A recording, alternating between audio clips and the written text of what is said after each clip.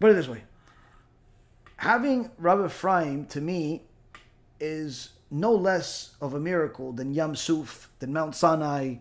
And I don't mean like it happened 3,300 years, every day. Why? Because I know that I have a source of truth. Now, it doesn't matter how many books I've read and I learn and I teach and all that stuff.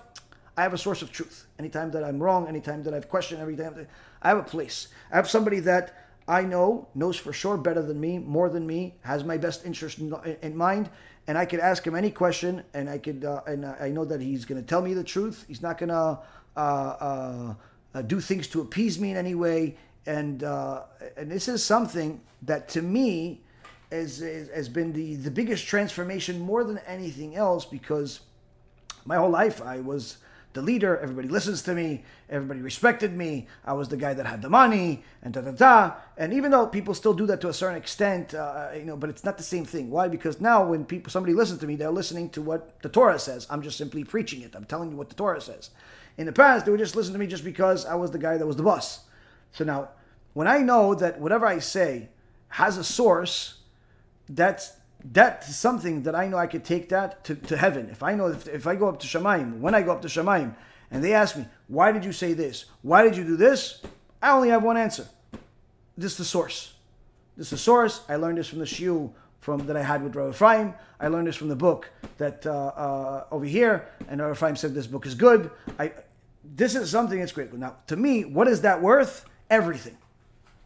Everything is it's worth. So that's why I invest everything I possibly can into that relationship, which means that whether it's money, time, effort, everything that I possibly can, I've put into that relationship and will continue to B'ezrat Hashem to put into that relationship. Which means that if Rabbi Ephraim tells me, which happens at times, it's 4 o'clock in the morning, I'm tired, I need to go to sleep, I finished a long day of work, I want to go to sleep. Rabbi Ephraim sends me a message. Hey, you feel like learning?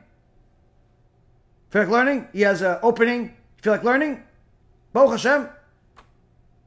He's getting a yes. I'm tired. I want to go to sleep.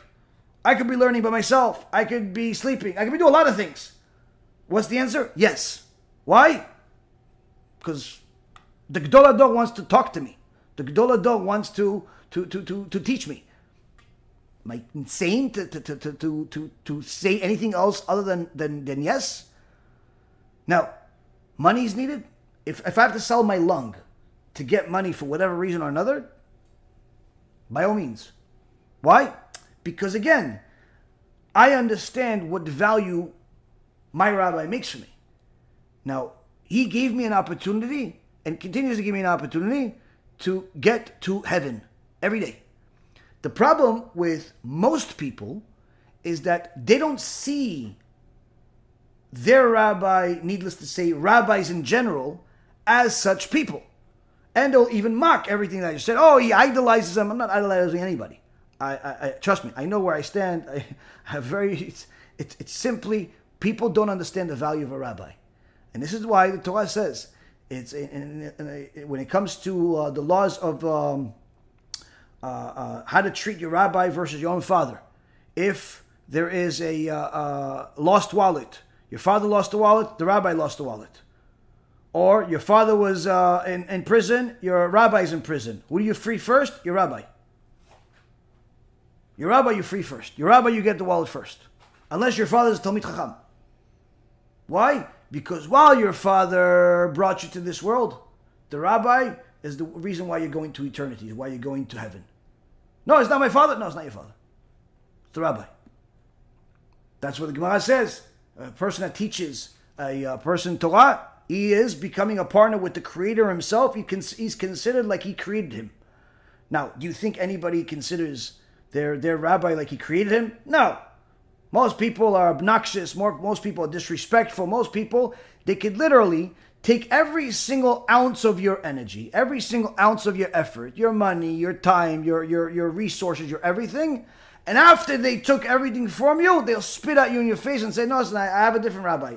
I learned from you enough. I'm going to learn from somebody else. Or they think they're doing you a favor because they're sending you a few shekels. Oh yeah, no, I'm sending this rabbi $100 a week, so, he owes me his life. Like, people have no concept. They have no idea. Like, literally, if you took every single penny that you have in your bank and you gave it to a real rabbi, someone that's your rabbi, it wouldn't be enough. It wouldn't be enough. Every penny you ever had from the beginning of your life till the end of your life, and you lived in debt your whole life, you gave it to the rabbi, a real rabbi. If I took every single penny I ever had and I gave it to Rabbi Ephraim, it wouldn't be enough. It wouldn't be enough to pay for a single day. Now, most people think I'm insane. Why? Because they don't know what a rabbi is. Who knows what I'm saying? People that are real Talmidei Chachamim. People that have real Yirat Shamayim, people that have a real rabbi. Now, most people don't know what a rabbi is. People know YouTube. People know Google. People know videos. Today they like this rabbi. Tomorrow they like that rabbi. Today they like this book. Tomorrow they like that book. You know, people shop around. Like they change shirts. They change rabbis. They change opinions. They change everything. Why? Oh, listen, I listened to him for a while, but then he said some things about homosexuals. I don't like that. Even though I'm not a homosexual, still I don't like how he talked about homosexuals. You know, today I listened to him, but I don't like how he talked to me one time. Oh, what did he say to you? Oh, he rebuked me. He said that I'm wrong. Maybe you're wrong. Well, I was wrong, but still I don't like I don't like it. And that's the thing. People have no concept of what they owe their rabbi. They have no concept. No concept. So if I tell you that you have to give up your life for your rabbi, people think, what, are you crazy? What am I, some security guard for the president? No, it's much more. It's much more. But that's the thing. If a person understood what a rabbi is, it wouldn't even dawn on them to do anything contrary. I have people that literally, I know, that I've helped them convert. Like this is like even more than like this is, you have tshuva and conversion. Pretty much you created a person. Person was going to hell for sure. Either because he's an idol worshiper or he's an idol worshiper. Either idol worshiper is a Jew or idol worshiper is a non-Jew. You helped him get on the right road. He now has a chance. She now has a chance to go to eternity. Now these people, technically speaking, they owe me or whoever made them do tshuva everything they have. And it still wouldn't be enough. Why? Because the only reason why you're going to heaven is because of what happened. You know what you get instead? Cursed at, yelled at, disregarded, ignored, mocked, backstabbing. But we still do it. Do you know why we still do it? Multiple reasons. One, we serve the Creator. We serve HaKadosh Baruch Hu, and we know that HaKadosh Baruch Hu misses his kids. HaKadosh Baruch Hu misses his kids. So if I could serve HaKadosh Baruch Hu, what could I possibly give him? Nothing. The only thing I can do is exert whatever efforts and energy and health that he gives me to try to bring his kids back home. That's the only thing I can do for Hashem. Nothing else. The mitzvot is for me. The Torah is for me. Everything is for me. The only thing I can do is bring my Father in heaven, bring my Creator, bringing a Kadosh Baruch Hu, his kids back. So that's the first thing. We serve Hashem. Number two, we know his kids are stubborn and sometimes foolish. But they're still his kids. Just like anyone that has kids, kids are annoying sometimes. They don't want to go to sleep. They don't want to eat. They're disrespectful. You just gave them a present. They don't want it. Kids are kids. But guess what? If you're a good parent, you're going to invest as much as possible into that kid. Why? Because you love that kid. He's your kid. He's a piece of you. So these are Hashem's kids. And in order for us to show love for Hashem, we have to love his kids. Yeah, but they're stubborn and they're obnoxious and everything else. Yes. And guess what? You are too. And I am too sometimes. And that's the way we all are. But that's why we have the Torah. So we're here to serve Hashem. And we're here to save his kids.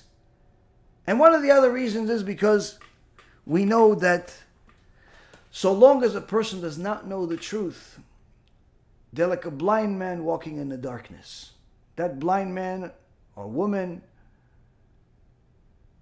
doesn't know that they're walking in darkness. That's all they know. Now, they may think of themselves as religious.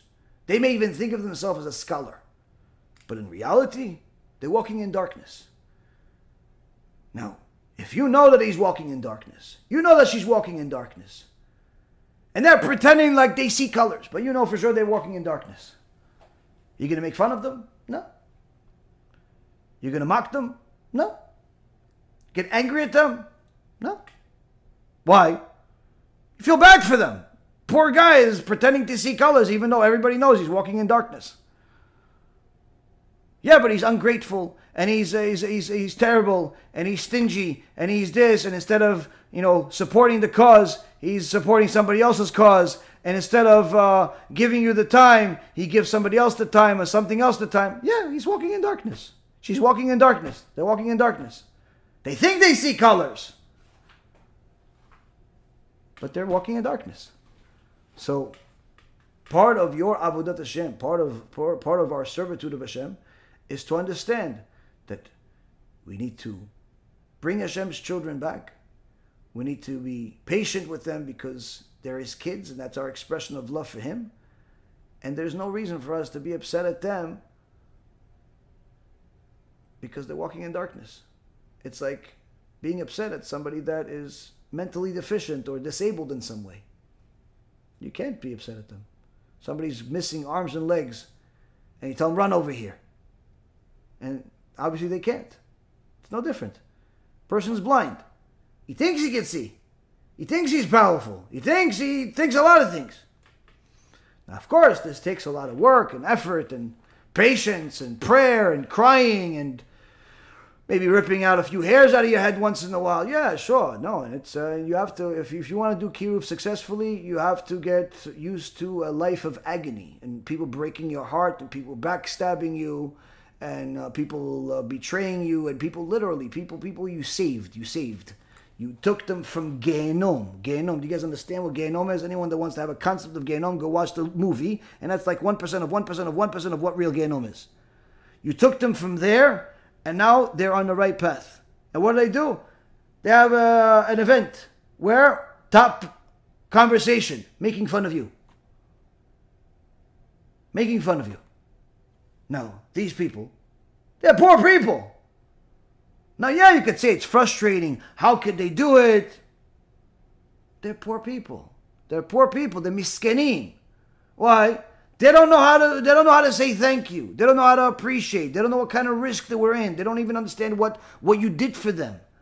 They don't even recognize the truth when it hit them in the face. They don't know. They're poor people.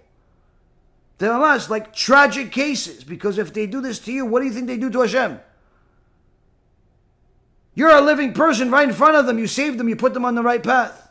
Instead of saying thank you, instead of literally being willing to give you their heart, they don't even know how to say thank you, and instead of that, they make fun of you and they do everything else. What do you think they do to Hashem? Much worse. Much worse. But yet Hashem keeps giving them air in their lungs, food in their bellies, money in their pockets. Why? They're His kids. And that's it, Rabotai Karim. When a person understands what having a rabbi is, they literally are going to understand what the Torah says about your obligation to your rabbi. And maybe, just maybe then, a person will start understanding a little bit of what their obligation is to their Creator. But until then, they have no concept of not this one and not that one. And they're just walking blind, and you just have to cry for them and pray for them and hope that one day they wake up. That's it. It's like somebody being in a coma. And B'ezras Hashem, we all wake up out of that coma. And if a person knows what I'm talking about right now, they're nodding their head and they're thinking about which lung they're going to give to their rabbi, how quickly they're going to give their heart, how much money they have in the bank to give. What can they do to say thank you? What can they do? And they realize that if they gave everything, including their life, it wouldn't be enough. Why? You gave me eternity. Eternity. Do you know what eternity is? 1,000,000 years is not the beginning of eternity.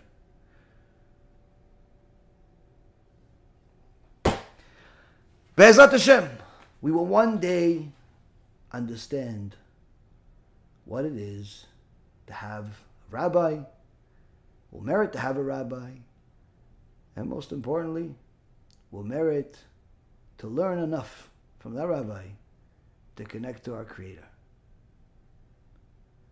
Shavua Tov, Shavua Mevorach to everybody for the rest of the week. Thank you for learning with me. Baruch Hashem, we're going on almost 3 hours.